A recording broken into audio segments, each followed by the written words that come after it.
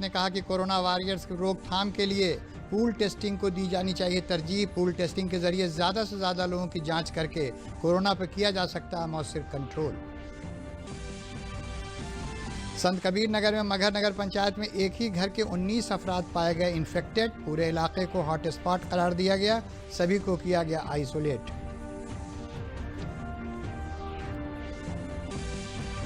और कोरोना वबा से पैदाशुदा सूरत हाल में महकमा इंसाफ के मुलाजमीन ने भी गरीबों की मदद के लिए बढ़ाया हाथ। गाजीपुर में जज, मुंसिफ, मजिस्ट्रेट और सरकारी वकला ने ज़रूरतमंदों तक पहुंचाया राहती सामान। आदाब, मैं हूं फरीद आरिफ सिद्दीकी और अब खबरें तफसील से। अपने माहाना रेडियो प्रोग्राम में मन की बात वज़ीर-ए-आज़म नरेंद्र मोदी ने आज कोरोना इन्फेक्शन पर अपने ख्यालात ज़ाहिर किए और कहा कि अवाम ही इसके ख़िलाफ़ लड़ाई लड़ रहे हैं। वज़ीर-ए-आज़म ने कहा कि सरकारें पूरी तरह से अवाम के साथ इस लड़ाई में खड़ी हुई हैं। साथ ही उन्होंने covidwarriors.gov.in से लोगों से जुड़ने की अपील भी की। प्रधानमंत्री नरेंद्र मोदी ने भारत में कोविड-19 महामारी के खिलाफ जारी जंग को पीपल ड्रिवन बताया है। मन की बात कार्यक्रम के माध्यम से जनता से रूबरू होते हुए प्रधानमंत्री ने कहा कि अपने देश में कोरोना के खिलाफ लड़ाई जनता लड़ रही है। जनता के साथ मिलकर शासन और प्रशासन लड़ रहा है। पीएम ने लोगों से covidwarriors.gov.in से जुड़ने और कोरोना के खिलाफ जंग में सक्रिय भूमिका निभाने का आह्वान किया, जिससे कि संकट के समय में जरूरतमंदों की मदद की जा सके। आप अपनी भावना के अनुरूप देश के लिए अपनी रुचि के हिसाब से अपने समय के अनुसार कुछ कर सके, इसके लिए सरकार ने एक डिजिटल प्लेटफॉर्म भी तैयार किया है। ये प्लेटफॉर्म है covidwarriors.gov.in। मैं दोबारा बोलता हूं, covidwarriors.gov.in।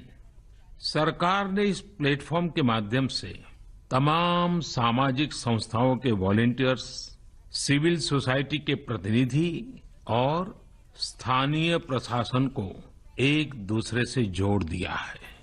बहुत ही कम समय में इस पोर्टल से 1.25 करोड़ लोग जुड़ चुके हैं। इनमें डॉक्टर, नर्सिस से लेकर हमारी आशा, एएनएम बहनें, हमारे एनसीसी, एनएसएस के साथी, अलग अलग फील्ड के तमाम प्रोफेशनल्स, उन्होंने इस प्लेटफॉर्म को अपना प्लेटफॉर्म बना लिया है। ये लोग स्थानीय स्तर पर क्राइसिस मैनेजमेंट प्लान बनाने वालों में और उसकी पूर्ति में भी बहुत मदद कर रहे हैं। आप भी covidwarriors.gov.in से जुड़कर देश की सेवा कर सकते हैं, कोविड वॉरियर बन सकते हैं। प्रधानमंत्री ने कहा कि विपरीत परिस्थितियों ने नए बदलाव की शुरुआत की है। विभिन्न क्षेत्रों जैसे कि व्यापार, कार्यालय, शिक्षण संस्थान, चिकित्सा में देश नई तकनीकी बदलावों की तरफ बढ़ा है। लॉकडाउन में आम लोगों को जरूरी वस्तुओं की आपूर्ति में कमी न हो, इसके लिए पुलिस, सफाई कर्मी, रेलवे, हवाई सेवा और डाक विभाग अहम भूमिका अदा कर रहे हैं। पीएम मोदी ने कहा कि समाज के प्रति भी लोगों के रवैये में बदलाव दिख रहा है। सफाई कर्मियों पर पुष्प वर्षा इसका जीता जागता उदाहरण है। देश के हर कोने से ऐसी तस्वीरें आ रही हैं कि लोग सफाई कर्मियों पर पुष्प वर्षा कर रहे हैं। पहले उनके काम को संभवतः आप भी कभी नोटिस नहीं करते थे। डॉक्टर हो, सफाई कर्मी हो, अन्य सेवा करने वाले लोग हो, इतना ही नहीं, हमारी पुलिस व्यवस्था को लेकर भी आम लोगों के सोच में काफी बदलाव हुआ है। पहले पुलिस के विषय में सोचते ही नकारात्मकता के सिवाय हमें कुछ नजर नहीं आता था। हमारे पुलिसकर्मी आज गरीबों, जरूरतमंदों को खाना पहुंचा रहे हैं, दवा पहुंचा रहे हैं। जिस तरह से हर मदद के लिए पुलिस सामने आ रही है, इससे पुलिसिंग का मानवीय और संवेदनशील पक्ष हमारे सामने उभर करके आया है, हमारे मन को झकझोर दिया है, हमारे दिल को छू लिया है। एक ऐसा अवसर है जिसमें आम लोग पुलिस से भावात्मक तरीके से जुड़ रहे हैं। हमारे पुलिसकर्मियों ने इसे जनता की सेवा के एक अवसर के रूप में लिया है और मुझे पूरा विश्वास है इन घटनाओं से आने वाले समय में सच्चे अर्थ में बहुत ही सकारात्मक बदलाव आ सकता है और हम सब ने इस सकारात्मकता को कभी भी नकारात्मकता के रंग से रंगना नहीं है। भारत की परोपकारी संस्कृति का जिक्र करते हुए पीएम मोदी ने कहा कि संकट की इस घड़ी में समृद्ध देशों को दवाइयों की आपूर्ति का बीड़ा उठाया और दुनिया के सामने एक मिसाल पेश की है। साथ ही प्रधानमंत्री ने आयुष मंत्रालय द्वारा प्रतिरोधक क्षमता को बढ़ाने के लिए जारी किए दिशा निर्देशों को दिनचर्या में शामिल करने की बात कही। संकट की इस घड़ी में दुनिया के लिए भी, समृद्ध देशों के लिए भी दवाइयों का संकट बहुत ज्यादा रहा है। भारत ने अपनी संस्कृति के अनुरूप फैसला लिया। हमने भारत की आवश्यकताओं के लिए जो करना था उसका प्रयास तो बढ़ाया ही, लेकिन दुनिया भर से आ रही मानवता की रक्षा की पुकार पर भी पूरा ध्यान दिया। हमने विश्व के हर जरूरतमंद तक दवाइयों को पहुंचाने का बीड़ा उठाया और मानवता के इस काम को करके दिखाया। इसी तरह इस समय दुनिया भर में भारत के आयुर्वेद और योग के महत्व को भी लोग बड़े विशिष्ट भाव से देख रहे हैं। सोशल मीडिया पर देखिए, हर तरफ इम्यूनिटी बढ़ाने के लिए किस तरह से भारत के आयुर्वेद और योग की चर्चा हो रही है। कोरोना की दृष्टि से आयुष मंत्रालय ने इम्यूनिटी बढ़ाने के लिए जो प्रोटोकॉल दिया था, मुझे विश्वास है कि आप लोग इसका प्रयोग जरूर कर रहे होंगे। गर्म पानी, काढ़ा और जो अन्य दिशा निर्देश आयुष मंत्रालय ने जारी किए हैं, वो आप अपनी दिनचर्या में शामिल करेंगे तो आपको बहुत लाभ होगा। जैसे विश्व ने योग को सहज स्वीकार किया है, वैसे ही हजारों वर्षों पुराने हमारे आयुर्वेद के सिद्धांतों को भी विश्व अवश्य स्वीकार करेगा। हाँ, इसके लिए युवा पीढ़ी को संकल्प लेना होगा और दुनिया जिस भाषा में समझती है उस वैज्ञानिक भाषा में हमें समझाना होगा, कुछ करके दिखाना होगा।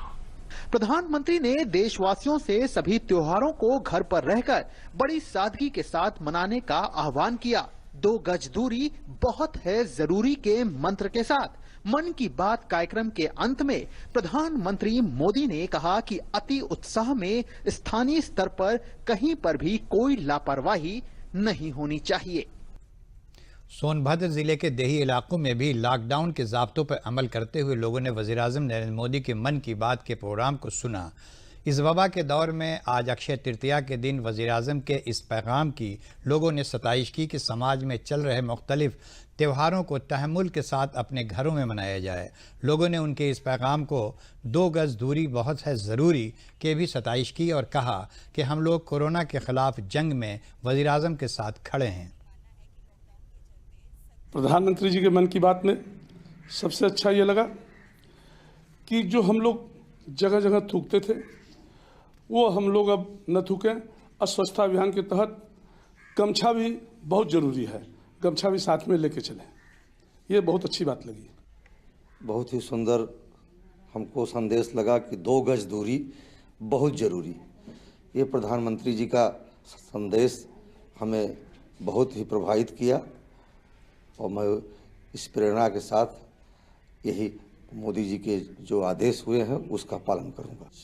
हमारे देश के प्रधानमंत्री का सबसे अच्छी बात ये रहा और सुनने में हम लोग को लगा कि जो आज हम लोग को भारत को पूरा विश्व आज तारीफ कर रहा है कि आज हम लोग जिस लॉकडाउन का पालन कर रहे हैं, अपने घरों में रह कर के घर से बाहर नहीं निकल रहे हैं, इसके लिए मैं प्रधानमंत्री जी के भी बहुत बहुत धन्यवाद देता हूं कि आज उनके बातों को हर लोग मान रहे हैं। प्रधानमंत्री जी के मन की बात हम सभी लोग सोशल दूरी बना के सुने।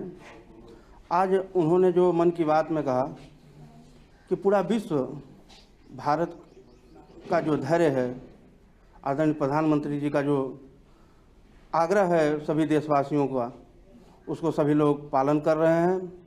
आज आदरणीय प्रधानमंत्री जी ने पूरे समाज के लिए, चाहे अक्षय तृतीया हो, चाहे रमज़ान हो, सभी को जो है एक सूत्र में पिरोने के लिए बहुत ही सराहनीय पहल किया। आदरणीय प्रधानमंत्री जी के इस संदेश को हम लोग जन जन तक पहुंचाएंगे। आज उन्होंने जो कहा उसको हम सभी लोग पालन करेंगे। वज़ीर आला योगी आदित्यनाथ ने कहा कि कोरोना वायरस की रोकथाम के लिए पूल टेस्टिंग की हौसला अफजाई की जानी चाहिए। उन्होंने कहा कि पूल टेस्टिंग के जरिए ज़्यादा से ज़्यादा लोगों की जांच करके कोरोना पर मौसर तरीके से कंट्रोल किया जा सकता है। कोरोना के इलाज में लगे डॉक्टरों, नर्सों, पैरामेडिकल और दीगर स्टाफ की टीम को हर हाल में मेडिकल इन्फेक्शन से बचाया जाए। कोरोना की लड़ाई में मेडिकल टीम को महफूज रखना बहुत ज़रूरी है। इसके लिए कोविड अस्पतालों में खातिरख्वाह तादाद में PPE किट, N95 मास्क के बंदोबस्त को यकीनी बनाया जाए। अस्पतालों को लगातार सैनिटाइज किया जाए। उन्होंने मेडिकल इन्फेक्शन की रोकथाम के लिए तश्कील दी गई डेडिकेटेड टीम को कोरोना के इलाज में लगे सभी मुलाजमीन की लगातार निगरानी करने की हिदायत दी। वज़ीर आला ने इन ख्यालात का इजहार अपनी सरकारी रिहाइशगाह पर कोविड-19 से निपटने के लिए तश्कील दी गई टीम 11 की जायज़ा मीटिंग के दौरान किया। उन्होंने कहा कि अस्पतालों में मौजूद कोरोना से मुतल्लिक़ और दीगर बायोमेडिकल वेस्ट का महफूज तरीके से डिस्पोजल किया जाए और अस्पतालों में ज़रूरी सहूलियात की दस्तयाबी को यकीनी बनाया जाए। अस्पतालों में लाजमी तौर पर सिर्फ कोविड इन्फेक्शन का ही इलाज हो, दीगर सरगर्मियां इन अस्पतालों में न की जाएं। उन्होंने कहा कि कोरोना से मुतासिर मरीजों के इलाज के लिए प्लाज्मा थेरेपी में इजाफा करने पर गौर करना चाहिए, क्योंकि इससे अच्छे नताइज निकले हैं। मुल्क भर में कोविड वायरस से इन्फेक्शन मरीजों की तादाद में लगातार इजाफा हो रहा है। सेहत और ख़ानदानी बहबूद की मरकज़ी वजारत की तरफ से जारी एदाद-ओ-शुमार के मुताबिक भारत में अब तक इन्फेक्टेड मामलों की तादाद 26,496 तक पहुंच गई है, जबकि एक्टिव मरीजों की तादाद 19,868 है। राहत की बात यह है कि अब तक 5,803 मरीज़ पूरी तरह से ठीक हुए हैं। उन्हें अस्पताल से छुट्टी दी जा चुकी है। वहीं 824 लोगों की मौत हो चुकी है। संत कबीर नगर की मगहर नगर पंचायत के शेरपुर रेहरवा में एक ही घर के 19 अफराद कोरोना पॉजिटिव पाए गए हैं। माफ़ कीजिएगा। देर रात रिपोर्ट आते ही ज़िला इंतज़ामिया अलर्ट पर है। DM ने मगहर में डेरा डाल दिया है। पूरे नगर पंचायत इलाके को हॉट स्पॉट करार देते हुए सील करने का हुक्म दिया गया है। गुज़िश्ता 27 मार्च को बड़ी तादाद में तुलबा देवबंद से संत कबीर नगर आए थे। तब्दीलियों को देखते हुए उनमें से 25 तुलबा के नमूने जांच के लिए मंगल को ही लिए गए थे। इनमें से एक तालिब इल्म मगहर के शेरपुर रेहरवा का बाशिंदा 23 साला असदुल्ला को कोरोना इन्फेक्टेड पाया गया था। इन्फेक्टेड तालिब इल्म के कुंबे के 29 मेंबरान के नमूने जुमेरात को ही BRD मेडिकल कॉलेज भेजे गए थे, जहाँ की देर रात आई जाँच रिपोर्ट में 19 मेंबरान इन्फेक्टेड पाए गए। इन्फेक्टेड तुलबा को अस्पताल के आइसोलेशन वार्ड में भर्ती करा दिया गया है। वहीं इंतज़ामिया ने कहा कि तालिब इल्म और उसके कुंबे के लोगों के ताल्लुक़ में आए सभी लोगों के नमूने की जांच की जाएगी। कुल मिलाकर अब ज़िले में इन्फेक्टेड लोगों की तादाद 21 हो गई है।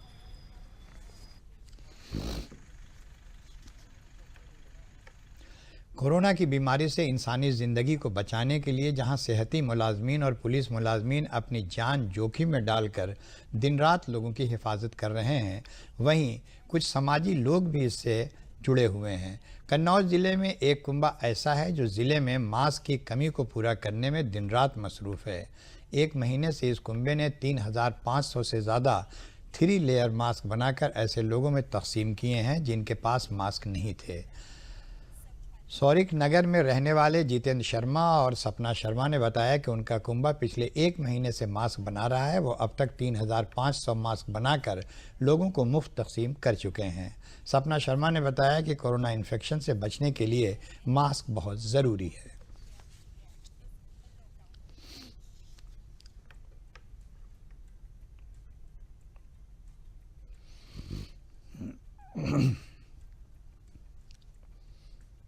हम देश हित में ये पहल करने की कोशिश की है और मास्क हम और हमारी पत्नी और बच्चे भी थोड़ा सहयोग देते हैं और हम ये सोचते हैं कि हमारे यहाँ कोई भी गरीब और कोई भी व्यक्ति ऐसा ना रहे जिसके पास मास्क ना हो और देश हित में जो भी आन पड़ेगा वो हम लोग करेंगे और ऐसी कोशिश करते रहेंगे। और मास्क अभी तक हम लोग 3500 मास्क वितरित कर चुके हैं और लगातार अभी हमारा प्रयास जारी है। अभी तो फिलहाल हम बना ही रहे हैं और आगे जब तक कोशिश यही रहेगी कि जब तक सभी के पास मास्क उपलब्ध नहीं हो जाते हैं तब तक हम लोग लगातार मास्क बनाएंगे और यूं ही निःशुल्क वितरण करते रहेंगे। हम लोग घर पर मास्क तैयार कर रहे हैं जो कि हमारे मम्मी पापा घर पे ही तैयार कर रहे हैं। ये हमारे माता और पिता बाहर जाके गरीबों वहाँ ऐसे लोगों को बांटते हैं जो मास्क नहीं प्राप्त कर पा रहे हैं, उन्हें मेरे पिताजी निःशुल्क बांटते हैं। ये हम सबके लिए गर्व की बात है कि हम लोग देश के लिए कुछ कर पाए हैं। कोरोना की जंग में हम सब बहुत अच्छा महसूस कर रहे हैं। ये जो समाज में मास्क का वितरण कार्य किया है जितेंद्र शर्मा और उनकी टीम द्वारा, ये गांव के और जो क्षेत्र की जनता जिनके पास ये उपलब्धता नहीं थी, उन सभी को इन्होंने एक सुरक्षित संक्रमण कोविड-19 से बचाने के लिए सेवा की है। इसके लिए हम सभी इनको बहुत बहुत धन्यवाद देते हैं। जिस तरीके से हमारे मित्र हैं ये जितेंद्र शर्मा और उनकी पत्नी सुपना शर्मा जी ने लोगों के बीच जा कर खुद हस्त निर्मित जो मास्क बनाए हुए हैं, वास्तव में बहुत अच्छा कार्य है। इनके द्वारा संक्रमण से बचा जा सकेगा और जो पब्लिक प्लेसेस हैं, बैंक हैं, जहां पर बहुत भीड़ भाड़ वाले इलाके हैं, जहां पर लोग मास्क नहीं अवेलेबल हैं गांव में या रूरल एरियाज में, वहां पर लोगों को मास्क देकर ये बहुत अच्छा कार्य कर रहे हैं। वाकई में प्रशंसनीय कार्य है इनके। कोरोना वायरस वबा का असर लॉकडाउन की वजह से लोगों की आम जिंदगियों को मुतासिर कर रहा है। ख़ास तौर पर छोटे किसान जो अपना रोज़मर्रा का खर्च नकदी फसल को बेचकर पूरा कर रहे थे, ज़्यादा मुतासिर थे। लेकिन मरकज़ी सरकार ने किसान सम्मान निधि स्कीम के तहत 2000 रुपये किसानों के बैंक खाते में देकर किसानों को परेशानी से बचा लिया है। साथ ही साथ गरीब और किसान को मुफ्त राशन की फराहमी कराई जा रही है, जिसकी वजह से उनके कुंबे को मज़ीद राहत मिल रही है।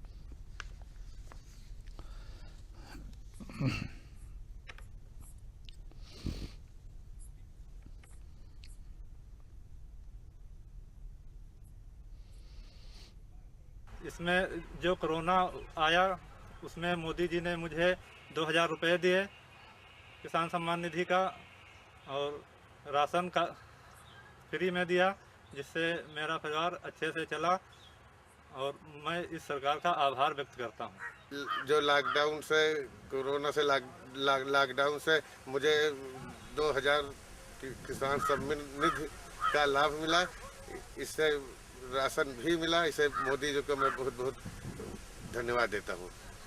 और ये जो वायरस आया है इसकी वजह से मोदी जी ने किसान सम्मान निधि योजना के अंतर्गत 2-2 हज़ार रुपये दिए हैं और राशन फ्री मिल रहा है। इसके लिए मैं मोदी जी का धन्यवाद कर दे रहा हूँ। जो कोरोना वायरस चला है इसकी वजह से आने जाने में मनादी थी, दिक्कत होती थी।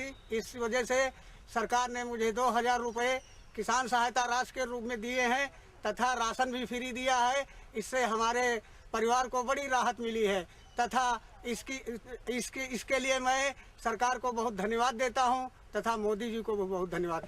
कोरोना के तहत हम बंदी की वजह से परेशानी की राहत में मोदी जी ने हमको 2000 रुपये दिए और राशन भी फ्री दिया। इसलिए मोदी जी के हम सरकार को आभार हैं तथा मोदी जी के भी आभार व्यक्त करते हैं।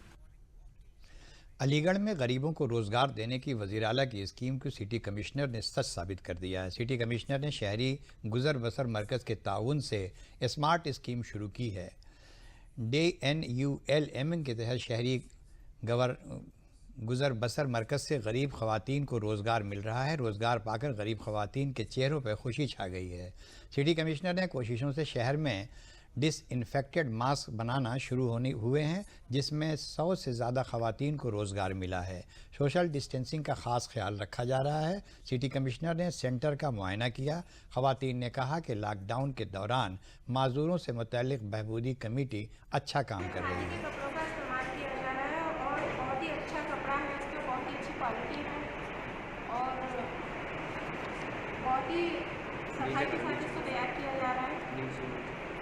दीनदयाल उपाध्याय शहरी आजीविका मिशन के अंतर्गत एक शहरी आजीविका केंद्र बना होता है, इसका सिटी लिवलीहुड सेंटर। इसके अंतर्गत शहर के गरीबों को मिला के हम लोग स्वयं सहायता समूह हैं, उन स्वयं सहायता समूहों द्वारा यहाँ पर फेस मास्क बनाए जा रहे हैं। आप देखिए, ये फाइन खादी का फेस मास्क है जो स्वयं सहायता समूहों के लोगों द्वारा बनाया जा रहा है।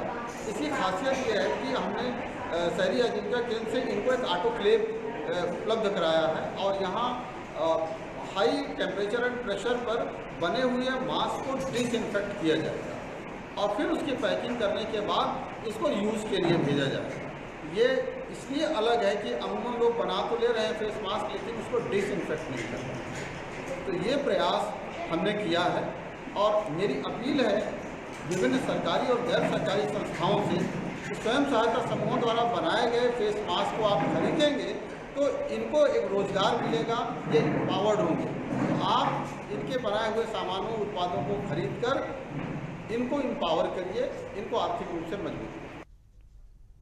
कोरोना जैसी आलमी बीमारी से निपटने के लिए अब बुंदेलखंड की खवातीन भी किसी से पीछे नहीं हैं।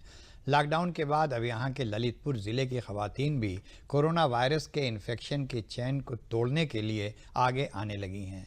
पेशे से अंग्रेज़ी मीडियम के एक सरकारी प्राइमरी स्कूल में टीचर नीलम जैन ने जहाँ अपने घर के बाहर पेंटिंग के ज़रिए एक लक्ष्मण रेखा खींचकर कोरोना के ख़िलाफ़ लड़ाई में मोर्चा खोल दिया है, वहीं नीलम जैन के शौहर और मलेरिया के महकमे में ठेके पर काम कर रहे सेहती कारकुन मनीष पटवारी ने अपनी अहलिया से तरगीब हासिल करके अपनी 1 माह की तनख्वाह में मिलने वाली छोटी सी रकम को ज़िला मजिस्ट्रेट योगेश कुमार शुक्ला के कोरोना इमदादी फंड में देकर दीगर लोगों को भी वज़ीर-ए-आज़म की मुहिम में जुड़ने का पैगाम देने का काम किया है।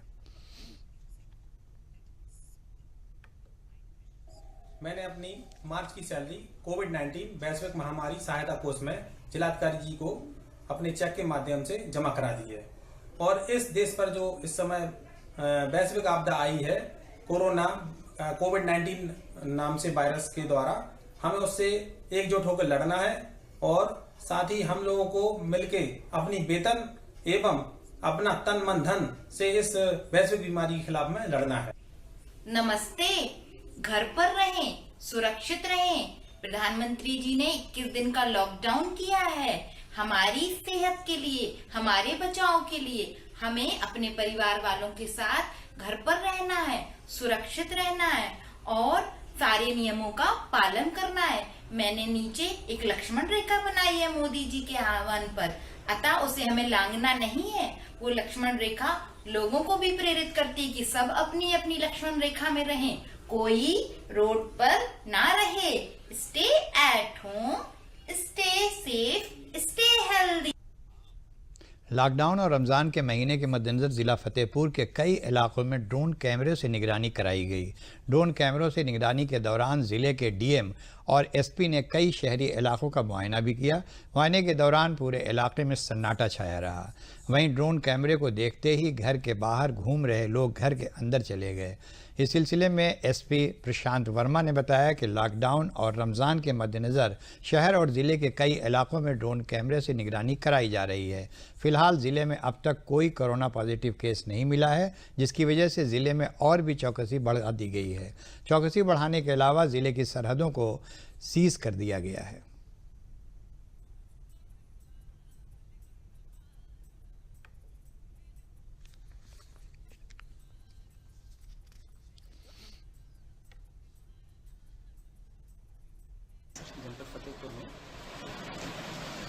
कोरोना महामारी को देखते हुए लॉकडाउन के अनुपालन को सुनिश्चित करने में गलियों में विशेष तौर पर और जो ऐसे स्थान जहां पर से लगातार शिकायतें आ रही थी वहां पर ड्रोन द्वारा निगरानी की गई है।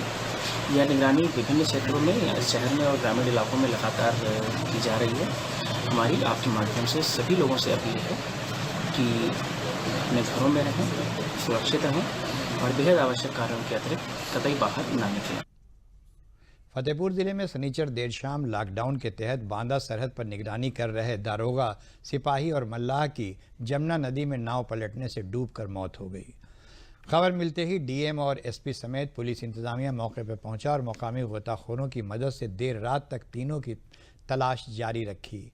इसके बाद बनारस और लखनऊ से एनडीआरएफ की टीम बुलाई गई। इस टीम के रेस्क्यू ऑपरेशन के जरिए तकरीबन 14 घंटे के बाद तीनों लाशों को ढूंढ लिया गया, जिसके बाद तीनों लाशों को पोस्टमार्टम के लिए भेज दिया गया है।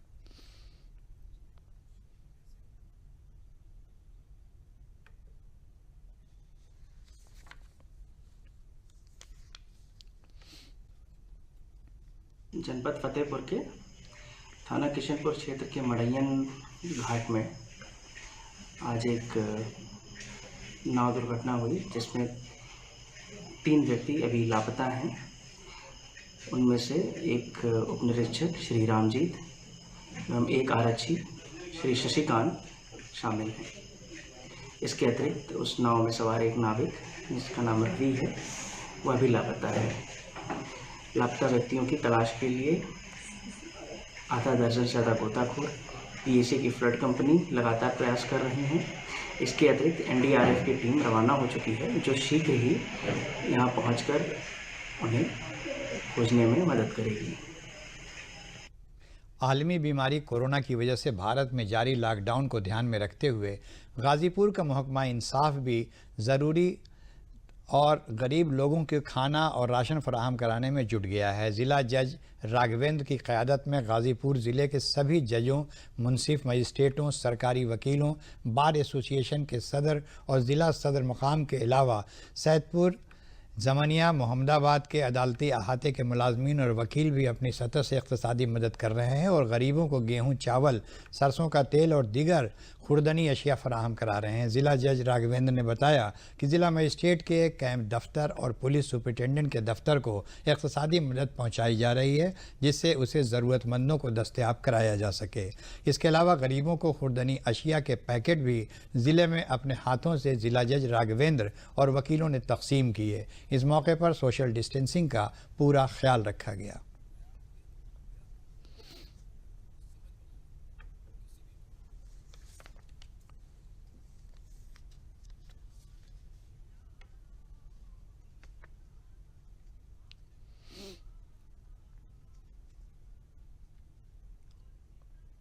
कोविड-19 जो महामारी है, इसके तहत जो डेली वर्कर हैं, जो और निर्धन लोग हैं, उनको खाने की समस्या और बहुत सी समस्याएं हो रही हैं। तो इस समय जो राहत सामग्री वितरण की जा रही है, वो उसी परिप्रेक्ष्य में की जा रही है। सभी हमारा पूरा जिला प्रशासन, वो जरा लिस्ट ले आइए, हमारा जिला प्रशासन लगा हुआ है। कैंप कार्यालय जगह जगह बने हैं, वहाँ लोग गैर सरकारी संगठन, व्यक्तिगत जो लोग हैं, वो भी अपना कंट्रीब्यूशन दे रहे हैं, ताकि इस समय जो डेली वर्कर हैं या जो नीडी पर्सन्स हैं, उनको ये राहत सामग्री मुहैया हो और वो भूखे न मरे। कोरोना की बीमारी के दौर में जहां मरकज़ी सरकार से लेकर रियासती सरकार तक लोगों को बेदार करने में लगी हुई है, वहीं कानपुर देहात में वज़ीर-ए-आज़म नरेंद्र मोदी की डिजिटल इंडिया प्रोग्राम से मुतासिर होकर तालिब इल्म आयुष त्रिवेदी ने लोगों के बेदार करने के लिए अमली कदम उठाया है। इंडिया अगेंस्ट कोरोना नाम से शुरू की गई इस मुहिम के तहत वेबसाइट के ज़रिए कोरोना पर मुफ्त बेदारी मुहिम चलाई जा रही है। साथ ही उनकी सर्टिफिकेट भी दिए जा रहे हैं। वेबसाइट पर कोरोना पर बेदारी वीडियो देखने और ऑनलाइन टेस्ट लेने के बाद उम्मीदवारों को ई सर्टिफिकेट उनके मेल और व्हाट्सएप पर भेजा जा रहा है। इस मुहिम से मुतासिर होकर ज़िला मजिस्ट्रेट राजेश कुमार सिंह ने इस वेबसाइट को लॉन्च किया। उन्होंने इस मुहिम के लिए नौजवानों की सताइश करते हुए कहा कि आज मुल्क को ऐसे बेदार नौजवानों की ज़रूरत है। वेबसाइट का नाम इस तरह है www.indiaagainstcorona.org। मैं आकाश दीक्षित माननीय श्री नरेंद्र मोदी जी के डिजिटल इंडिया कार्यक्रम से प्रेरणा लेकर हम लोगों ने एक इंडिया अगेंस्ट कोरोना नाम की एक वेबसाइट बनाई है, जिसके माध्यम से हम लोग लोगों को जागरूक करने का कार्य कर रहे हैं। द्विवेदी है और हमने देखा कि जब से ये कोरोना का महामारी हमारे देश में फैली है उसके बाद से केंद्र से लेकर प्रदेश सरकार तक केवल इस कोशिश में लगी है कि कैसे लोगों को जागरूक किया जाए। तो हमारे मन में ख्याल आया कि इसमें हम क्या अपना कंट्रीब्यूशन दे सकते हैं। तो इसलिए मैंने और मेरे मित्रों ने मिलकर एक योजना बनाई कि किसी तरीके से हम लोग इसको लेकर लोगों को जागरूक करें। तब हमारे ध्यान में आया कि हम इस लॉकडाउन की स्थिति में घर घर तो जा नहीं सकते हैं, लोगों को जागरूक कर नहीं सकते, लेकिन डिजिटल माध्यम का बहुत सदुपयोग कर सकते हैं। तो मन में विचार आया कि इंडिया अगेंस्ट कोरोना नाम की एक मुहिम शुरू की जाए और उसके तहत एक वेबसाइट बनाई जाए। हमारा एक मित्र है करणवीर शुक्ला जो काफ़ी टेक्निकल फील्ड में एक्सपर्ट है। हमने उसकी सहायता से एक वेबसाइट बनाई indiaagainstcorona.org। उस वेबसाइट के माध्यम से हमने निःशुल्क कोर्स शुरू किया है कोरोना को लेके अवेयरनेस कोर्स। इसके माध्यम से न केवल हम कोर्स कराते हैं बल्कि हम लोगों को सर्टिफिकेट भी दे रहे हैं और ई-सर्टिफिकेट उनके व्हाट्सएप और ईमेल पे पहुंच रहे हैं। इसमें लोग बढ़ चढ़ के हिस्सा ले रहे हैं और अब तक हमारे पास केवल 4 दिनों में 1299-98 के करीब रजिस्ट्रेशन आ चुके हैं और लगातार इनकी संख्या बढ़ रही है। और हमारे कई मित्र हैं और कई शुभचिंतक हैं जो घर में लगे हुए हैं, अपने घरों से बैठ के इसके सर्टिफिकेट्स तैयार कर रहे हैं, इसका प्रचार प्रसार कर रहे हैं। इस माध्यम से हम अपना ये कार्य निरंतर कर रहे हैं। उत्तर प्रदेश के जिला एटा से कल साबिक मेडिकल मुलाजमीन समेत कुंबे के 5 लोगों की लाशें मिलने के मामले में पुलिस ने बड़ा खुलासा किया है। पुलिस ने बताया कि पोस्टमार्टम रिपोर्ट के मुताबिक साबिक मेडिकल मुलाजिम राजेश्वर प्रसाद पचौरी की बहू दिव्या ने गुज़िश्ता दिन खाना भी नहीं खाया था। आसपास के सीसीटीवी फुटेज भी खंगाले गए। इनमें घर की तरफ किसी तरह की कोई हलचल नज़र नहीं आई। घर के दरवाजे भी अंदर से बंद थे जिससे कोई अंदर आ जा नहीं सकता था। 3 डॉक्टरों के पैनल ने वीडियोग्राफी की निगरानी में पोस्टमार्टम किया जिसमें पाया गया कि पहले राजेश्वर पचौरी की बहू दिव्या ने अपनी बहन बुलबुल और ससुर राजेश्वर पचौरी और अपने 2 मासूम बच्चों को जहर खिलाकर मारा और ख़ुद खाना भी नहीं खाया, जिसके बाद दिव्या ने भी जहर खाकर खुदकशी कर ली। वहीं पुलिस अब इस मामले की वजह जानने के लिए कॉल डिटेल खंगाल रही है कि खातून ने इतना बड़ा कदम क्यों उठाया। अंदर प्रवेश करने पे अलग अलग कमरों में बेड पे ये परिवार के 5 लोग दशा में पड़े हुए थे जिनके मुंह से और नाक से झाग निकल रहा था। तो बेडरूम की तलाशी पे वहाँ सल्फास की डिबिया और हाथ की बोतल और ब्लेड मिली थी। ब्लेड से महिला के बाएं हाथ की नस कटना ये दिख रहा था। जो आसपास के 6 सीसीटीवी फुटेज थे उनके भी खंगाला गया तो उसमें कोई संदिग्ध व्यक्ति का आना जाना उस गली में प्रमाणित नहीं हुआ। परिजनों से जो मृत राजेश्वर पचौरी के सगे भाई हैं और उनके परिवारजन जो मौके पर मौजूद थे उन सबसे बातचीत की गई तो उन्होंने किसी प्रकार की कोई रंजिश नहीं होना बताया और घर में मकान के अंदर सारे सामान किचन से लेकर और बेडरूम में सब अपनी जगह पे यथावत वैसे पड़े हुए। पोस्टमार्टम 3 डॉक्टरों के पैनल से कराया गया और पूरे पोस्टमार्टम की वीडियोग्राफी कराई गई। पोस्टमार्टम करने वाले चिकित्सकों के अनुसार जो घर के 4 लोग हैं उन्होंने खाना खाया है और उनके खाने में विषाक्त पदार्थ मिलाया गया है। इसी के साथ खबरों का ये बुलेटिन ख़त्म हुआ। इजाज़त दीजिए। आदाब।